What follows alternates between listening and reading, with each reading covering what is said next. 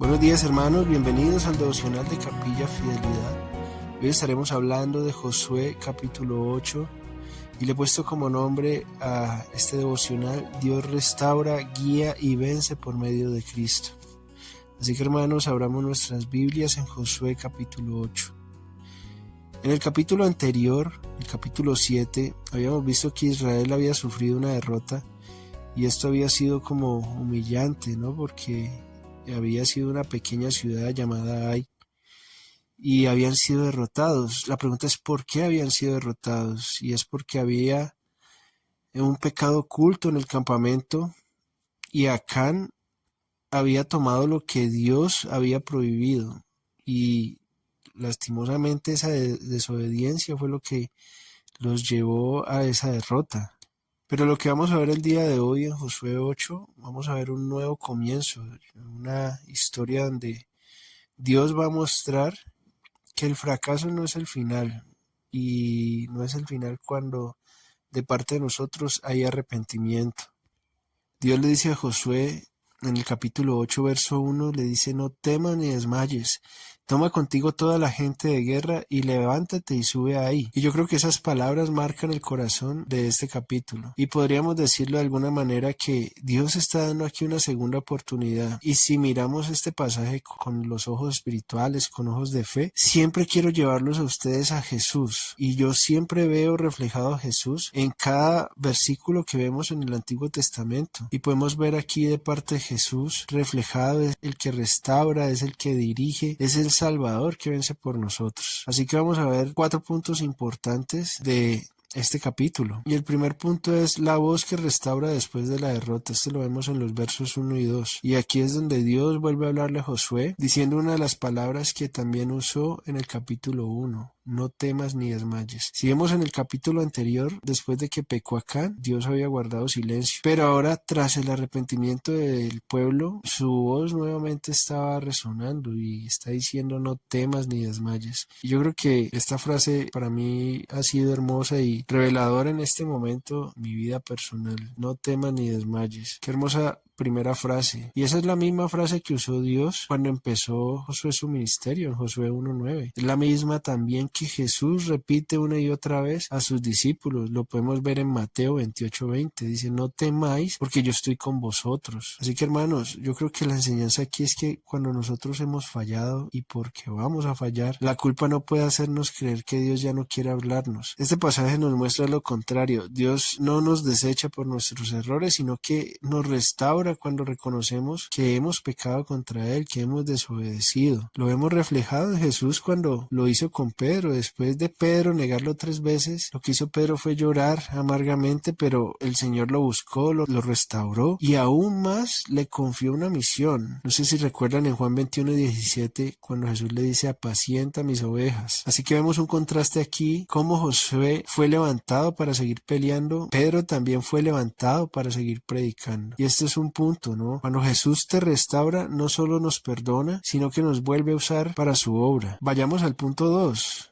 Lo podemos ver desde el verso 3 al 9, y yo creo que es como título le he puesto: la estrategia de Dios. Aquí podemos ver obediencia y dependencia, y es que lo que había pasado en la primera batalla contra Ai, Josué lo que había hecho es actuar con su propio juicio. En Josué 7:3 dice: no suba todo el pueblo, 2 o 3,000 hombres bastarán. Y parece que para Josué fue una decisión lógica, pero Josué no había consultado a Dios. ¿Y el resultado cuál fue? La derrota. Fue un resultado desastroso para Josué y para el pueblo. Ahora en el capítulo 8, Dios mismo aquí le está dando una estrategia, y lo bueno es que se la está dando detallada. En el verso 2 dice: pon una emboscada detrás de la ciudad. Y aquí podemos ver a Josué que no está repitiendo el mismo error. Él está obedeciendo aquí paso a paso lo que le está diciendo Dios. Divide al ejército, espera el momento exacto y sigue las instrucciones divinas. Y aquí podemos ver como aplicación, contrastando el capítulo 7, el capítulo 8, y es una diferencia que nos enseña algo esencial. Y yo creo que las victorias espirituales no se van a lograr nunca con nuestra experiencia humana, sino que siempre se van a lograr con la dirección divina, con la dirección de Dios. Dios. Y esto pasa muchas veces en nuestra vida cotidiana, en nuestra vida cristiana. Muchas veces fallamos porque queremos enfrentar los problemas con nuestras propias fuerzas,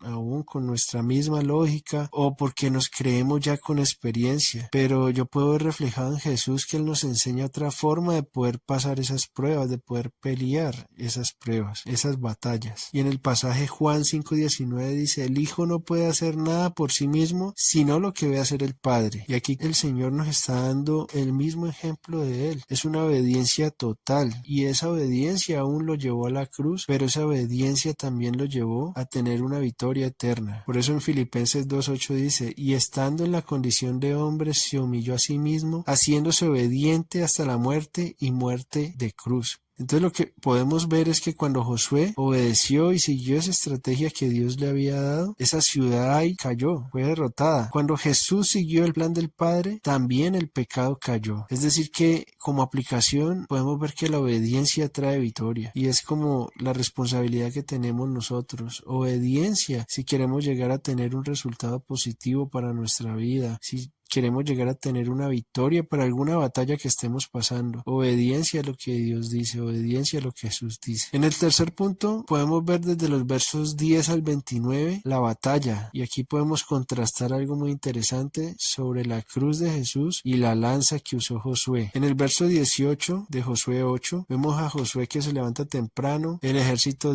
se divide, y al momento indicado Dios ¿qué le dice? Le dice: extiende la lanza que tienes en la mano hacia Ai, porque yo le entregaré en tu mano. Josué lo que hace simplemente es obedecer, levanta su lanza, y en ese instante lo que comienza es a gestarse esa derrota sobre el enemigo. Y lo que yo puedo ver aquí es que ese gesto me parece a mí profundamente simbólico, porque esa lanza extendida de Josué, yo puedo ver que es una figura y es algo profético tal vez de lo que hizo Jesús en la cruz. Así como esa lanza de Josué se levantó para señalar la victoria sobre la ciudad, yo creo que la cruz también fue levantada para señalar la victoria sobre el pecado. En Juan 12:32 Jesús mismo dijo: y yo, si fuere levantado de la tierra, a todos atraeré a mí mismo. Y Pablo también lo describe en Colosenses 2:15, dice: despojó a los principados y potestades y los exhibió públicamente, triunfando sobre ellos en la cruz. Entonces, cuando Josué extendió su lanza, el enemigo fue expuesto, fue derrotado. Pero cuando Jesús fue levantado de la cruz, también el enemigo fue desarmado y más aún fue vencido. Podemos ver que la lanza aquí en el capítulo 8 de Josué fue ese símbolo de autoridad, pero podemos ver que la cruz es un símbolo de redención para nosotros. Josué se mantuvo con su mano extendida hasta que toda la ciudad de Ai fue destruida, y así del mismo modo Cristo permaneció en la cruz hasta que escuchamos decir de su boca: consumado es. Esto lo dijo en Juan 19:30. Y lo que podemos ver en el contexto de Josué es que ese fuego que consumió esa ciudad de Ai representa el juicio sobre el pecado, pero lo que podemos ver es que ese fuego no cayó sobre la ciudad de Israel, sino que solamente cayó sobre los enemigos. Y en la cruz podemos ver lo mismo: el juicio no cayó sobre nosotros, cayó sobre el mismo Jesús que tomó nuestro lugar. En Isaías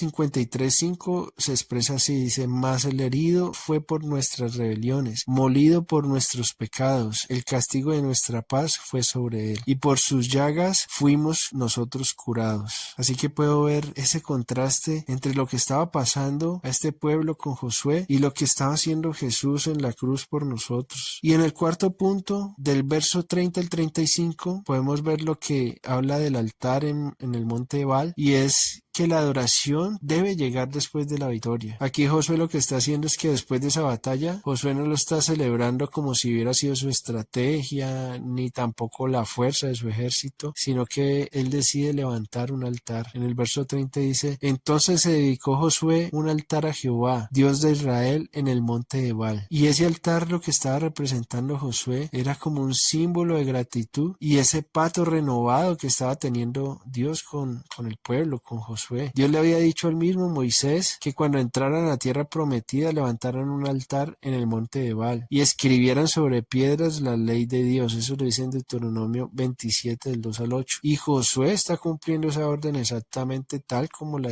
dijo Dios. Y esa transición que vemos ahí después de la guerra, lo que está viniendo es adoración. Como aplicación es que la victoria no siempre termina con gritos, sino que debe terminar en adoración a Dios. Debe terminar siendo nosotros un altar altar para Dios. Cada que Dios nos dé esa victoria, debemos regresar a ese altar. Y yo creo que siempre que Dios nos dé esa victoria, nosotros debemos reconocer que no fue por nosotros, sino que fue su gracia. En Hebreos 13:10 dice: tenemos un altar del cual no tiene derecho de comer los que sirven al tabernáculo. Es decir, que ese altar podemos verlo como es el nuevo pacto. Ya no es de piedra ni de sacrificios humanos. Ese altar para nosotros es el mismo Señor, el mismo Jesús. Ese altar debe ser Jesús, porque ahí es donde a través de Jesús nos encontramos directamente con Dios, donde ese sacrificio perfecto ya fue ofrecido y lo que hacemos nosotros es simplemente recibir gracia tras gracia tras gracia, aún nosotros equivocándonos. Si regresamos a Él, eso recibiremos, gracia. Pero entonces vemos que Josué escribió la ley sobre las piedras del altar, y por parte de nosotros, yo creo que esa ley no está en esas piedras, sino que esa ley debe estar en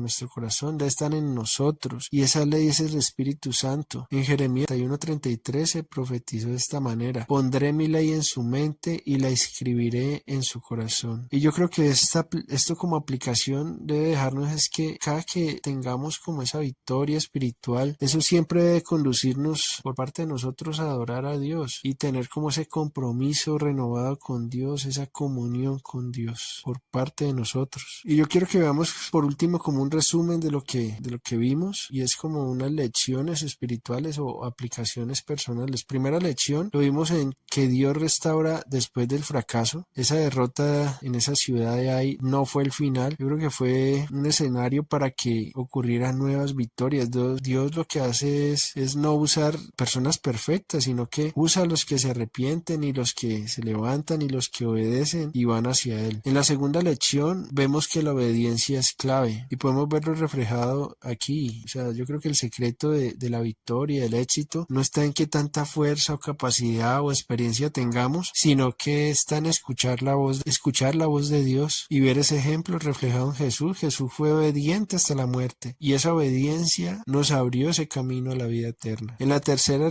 lección vemos la cruz en nuestro punto de victoria. Así como Josué extendió su lanza, Jesús fue levantado en la cruz y allí venció el pecado y el enemigo. Entonces, nuestra victoria no depende de nosotros, depende de lo que ya Jesús hizo por nosotros. La cuarta lección: cada victoria debe llevarnos al altar, debe llevarnos a una adoración. Y yo creo que no podemos gloriarnos en nuestras obras. Celebremos esa fidelidad de Dios. Cada que triunfamos nosotros sobre el pecado, sobre una tentación, sobre la duda, lo que debemos de hacer nosotros es simplemente regresar a Cristo, regresar a ese altar con adoración, con gratitud. Y como conclusión y para terminar, en Josué 8 vemos un recordatorio de que Dios no desecha a los suyos. Aquí vemos que Israel cayó, pero igual fue restaurado por Dios, y por parte de nosotros puede pasar lo mismo. Podemos levantarnos, pero pudiendo llegar a ese arrepentimiento, volviendo a Dios, obedecerle a Dios, y sin importar cuán grande haya sido nuestro error, lo que importa es qué tanto vamos nosotros o en qué actitud vamos a llegar a Dios en arrepentimiento. Jesús fue nuestro Josué celestial. Él conquistó la tierra prometida por nosotros. Él venció el enemigo, destruyó el poder del pecado y nos abrió el camino a esa verdadera herencia, a lo que es la vida eterna. En Romanos 8:37 dicen: todas estas cosas somos más que vencedores por medio de aquel que nos amó. Así que, hermanos, yo creo que como aplicación, si hoy nos sentimos derrotados, recordemos que Dios todavía quiere hablarnos y nos va a dar una estrategia para nosotros poder derrotar el pecado y obedecer lo que Él quiere para nosotros. Así que, hermanos, permítanme orar. Señor, te damos gracias, Padre, por tu misericordia, tu amor. Hoy queremos agradecerte, Padre, por ayudarnos a volver a ti, Señor, en arrepentimiento, y más aún